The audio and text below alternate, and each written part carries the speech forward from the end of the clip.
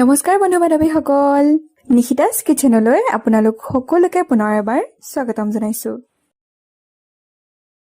আজি আপোনালোকলৈ লৈ আহিছো সুজিৰ লাৰু। এই গুৰ দি বনোৱা সুজিৰ লাৰু খাবলৈ বহুতেই বেছি টেষ্টি হয় আৰু ইয়াক বনাবলৈও খুবেই সহজ। গতিকে দেৰি নকৰি বলক বনাবলৈ আৰম্ভ কৰো সুজিৰ লাৰু। এয়া মই গেছৰ ফ্লেম অন কৰি কেৰাহী এটা বহাই দিছো আৰু ইয়াতে দিছো 3 চামুচ ঘিউ। ঘিউৰ সলনি আপোনালোকে ৰিফাইন অইলো ব্যৱহাৰ কৰিব পাৰিব। এতিয়া আমি ঘিউখিনি অলপমান গৰম হ'বলৈ দিম। ঘিউখিনি গৰম হোৱাৰ পাছত আমি প্ৰথমে ড্ৰাই ফ্ৰুটছখিনি অলপমান ভাজি ল'ম। আপোনালোকে মন পছন্দৰ ড্ৰাই ফ্ৰুটছ ল'ব পাৰে। মই ইয়াতে লৈছো কাঠবাদাম আৰু কিচমিচ। কাঠবাদাম কেইটা মই এনেকৈ সৰু সৰুকৈ কাটি লৈছো। এতিয়া তেলখিনি অলপমান গৰম হৈছে, মই ইয়াতে এইখিনি দি দিছো। এতিয়া 1-2 মিনিটৰ বাবে লো ফ্লেমত আমি এইখিনি ভাজি ল'ম।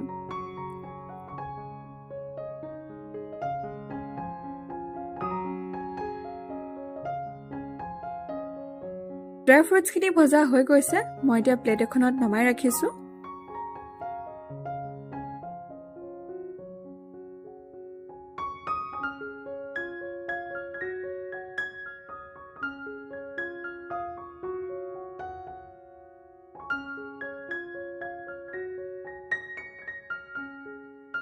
এইখিনি ৰাখি দিম। তাৰ পাছত মই লৈছো চাহোৱা কাপেৰে 2 কাপ সুজি। এতিয়া সুজিখিনি আমি ভালদৰে ভাজি ল'ম। সুজি আপোনালোকে লাৰু যিমানখিনি বনাব বিচাৰে সেইমতে কম বেছি কৰিব পাৰিব। সুজিখিনি ভাজিবলৈ আমাক বেছি সময় নালাগে। এইখিনি আমি 5 পৰা 6 মিনিট এনেকে একেৰাহে লৰাই লৰাই ভালদৰে ভাজি ল'ম। আৰু এতিয়া গেছৰ ফ্লেমটো লো কৰি ৰাখিব, যিহেতু সুজিখিনি ভাজোতে বেছি সময় নালাগে। যদিহে গেছৰ ফ্লেমটো হাই কৰি ৰাখে তেতিয়াহ'লে এইখিনি লগতে ৰঙা পৰি যাব আৰু লাৰুখিনি খাবলৈ ভাল নহ'ব। গতিকে আপোনালোকে গেছৰ ফ্লেম লো কৰিয়ে সুজিখিনি ভালদৰে ভাজি ল'ব।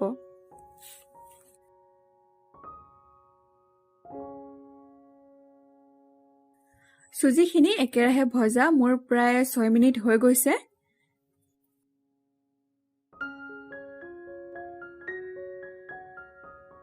এতিয়া মই লৈছো ডেচিকেটেড কোকোনাট। এই ডেচিকেটেড কোকোনাট আপোনালোকে ইজিলি বজাৰৰ পৰা ক্ৰয় কৰিব পাৰিব। ইয়াৰ সলনি আপোনালোকে ফ্ৰেছ ৰুকি লোৱা নাৰিকলো ল'ব পাৰে। এতিয়া নাৰিকলখিনি দি দিছো আৰু মিহলাই দিছো। নাৰিকলখিনি দিয়াৰ পাছত এইখিনি আমি পুনৰ 5 মিনিটৰ বাবে ভাজি ল'ম। মই এতিয়াও গেছৰ ফ্লেম লো কৰিয়ে ৰাখিছো। লো ফ্লেমতে এইখিনি ভাজি আছো।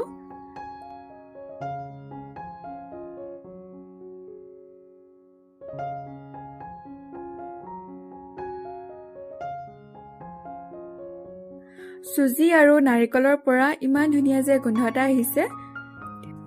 আৰু চাওক, ইয়াৰ কালাৰটো অলপমান চেঞ্জ হৈ গৈছে।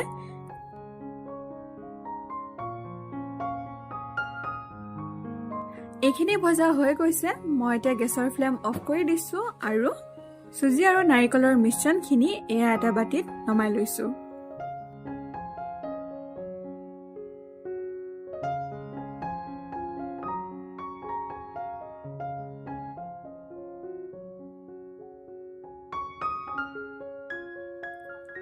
এইখিনি ঠাণ্ডা হ'বলৈ ৰাখি দিম।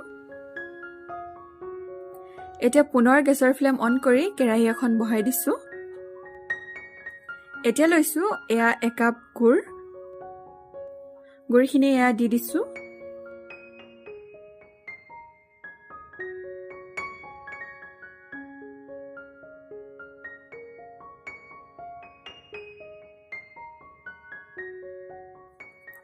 আৰু লগতে এয়া লৈছো আধা কাপ পানী। পানীখিনিও দি দিছো। এতিয়া গুৰখিনি পিঘলি যোৱালৈ আমি এনেকে লৰাই থাকিম।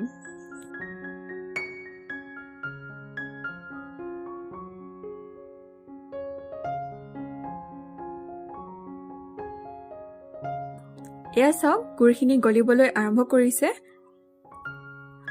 গুড়খিনি সম্পূৰ্ণ পিঘলি যোৱাৰ পাছত আমি এইখিনি আৰু 2 মিনিটৰ কাৰণে উতলাই থাকিম। তেতিয়া এইখিনি লাৰু বনাবলৈ ৰেডি হৈ যাব।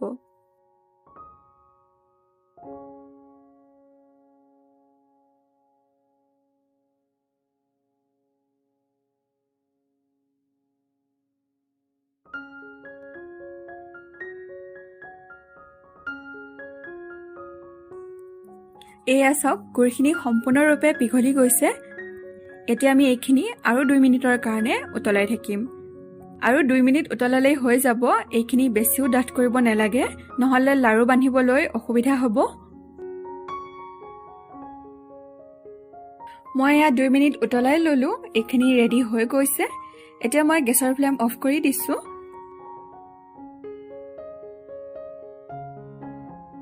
আৰু এয়া ভাজি ৰখা চুজি আৰু নাৰিকলৰ মিশ্ৰণখিনি লৈ লৈছোঁ।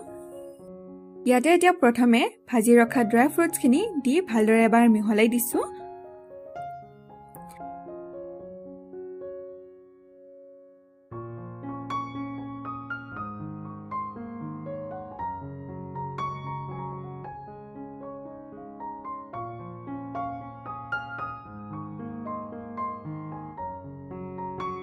তাৰ পাছত এতিয়া গুড়ৰ মিশ্ৰণখিনি মই দি দিছোঁ।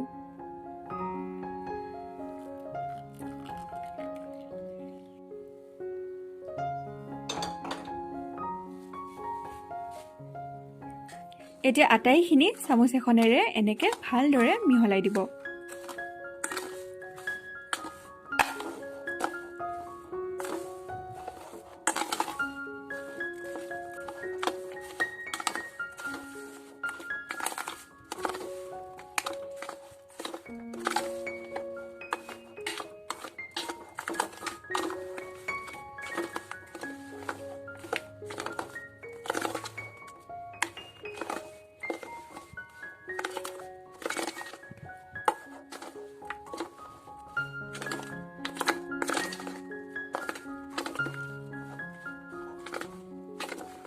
গোটেইখিনি ভালদৰে মিহলাই ল'লো।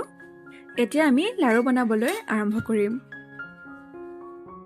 লাৰু বনোৱাৰ আগতে মই হাতখন পানীৰে ধুই লৈছোঁ, তেতিয়া লাৰু বান্ধিবলৈ সুবিধা হয়। এতিয়া অলপমান মিশ্ৰণ লৈ এয়া লাৰু বান্ধিবলৈ আৰম্ভ কৰিছোঁ।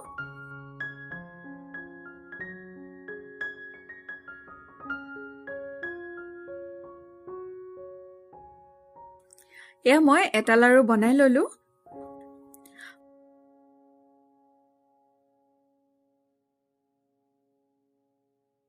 বাকিবোৰ লাৰু একেধৰণে মই বনাই গৈ আছোঁ।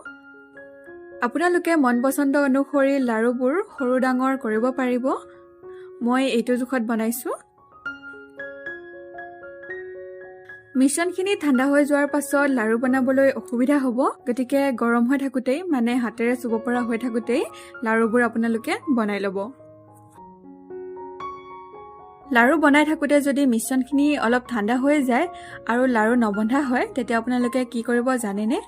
আপোনালোকে গেছৰ ফ্লেমটো অন কৰি কেৰাহীখন পুনৰ পাতি দিব। তাৰ পাছত এই মিশ্ৰণখিনি কেৰাহীটোত দি ল' ফ্লেমত অলপ সময়ৰ কাৰণে লৰাই থাকিব। প্ৰায় 1 মিনিটমান লৰাই ল'ব। তাৰ পাছত গেছৰ ফ্লেম অফ কৰি দিব আৰু পুনৰ লাৰু বান্ধিবলৈ আৰম্ভ কৰিব।